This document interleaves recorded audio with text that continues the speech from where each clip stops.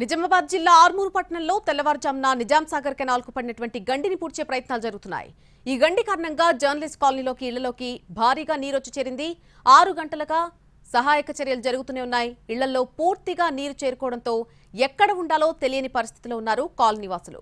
ఒకవైపు ఎండ మండిపోతుంటే మరొకవైపు కాలనీ మొత్తం కూడా చెరువులా మారిపోయింది.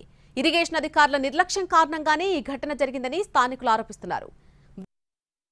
మరిన్ని వివరాలు బాలకుమార్ అందిస్తారు.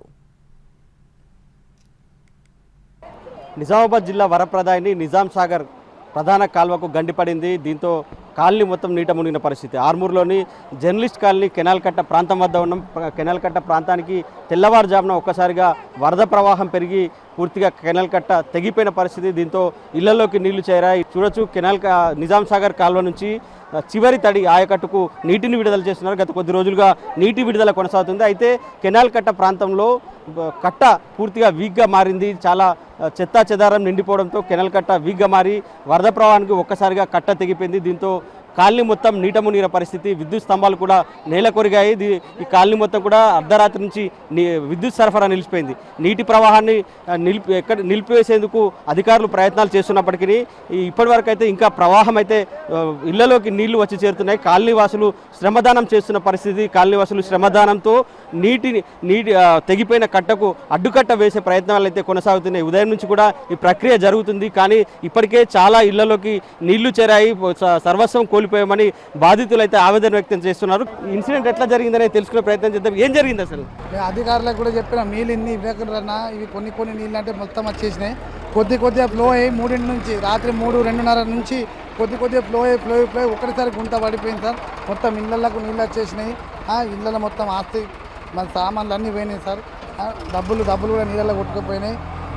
బండ్లు కూడా పోయినాయి. ఫ్రిడ్జ్, కూలర్, టీవీ ఏం లేకుండా మొత్తం సగం దాకా నిండిపోయినాయి సార్. ఇది చూడొచ్చు. ఒక ఇల్లును చూపించే ప్రయత్నం అయితే మనం చేస్తున్నాం. ఈ ఇళ్లలోకి పూర్తిగా నీళ్లు చేరాయి. ఒక్కసారిగా కెనాల్ కట్ట తెగిపోవడంతో భారీగా వరద ఒక్కసారిగా పోటెత్తింది. ఆ వరద నీరు అంతా కూడా ఇళ్ళని ముంచెత్తిన పరిస్థితి. చూడొచ్చు. ఒక ఇళ్లలోకి వెళ్లే ప్రయత్నం చేద్దాం. ఇల్లుని పూర్తిగా నీళ్ళైతే ముంచెత్తిన పరిస్థితి.